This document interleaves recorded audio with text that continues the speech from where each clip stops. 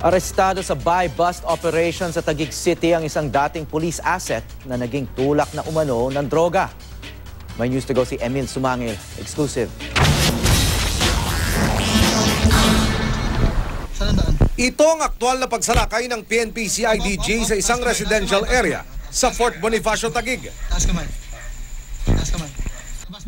Mabilis na napalibutan ng mga nakasibilyang pulis ang area kaya agad ding naaresto ang target ng buy-bust operation, ang 33 anyos na si Datus Yong Mukalid alias Moto.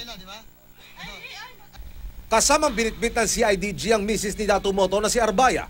Nakarecover din ng pulisya ng shabu at drug paraphernalia. Ayon sa CIDG, nabilhan ng shabu ng undercover police officer si Datu Moto bago isagawa ang pagsalakay.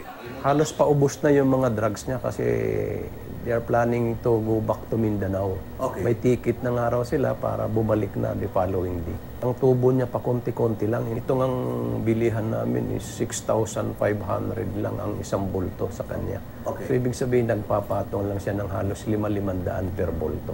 Sa investigasyon ng CIDG, dating asset ng pulis si Datu Moto, pero siya raw mismo ang nagpahuli sa pulis Pasay niyang amo kamakailan matapos daw siyang i-double cross nito.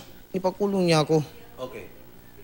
Noon nakalabas ako, naging ako ng tulong sa kanya, tulungan niya ako, di kaya papalabasin niya ako. Ayaw niya, hindi niya ako na pinansin eh. Nakakulong na ang pulis Pasay na handler ni Datu Moto. Iniimbestigahan pa rin ng CIDG sino-sino pa ang nasa likod ng illegal drug trade na ito. Emil Sumangil, GMA News.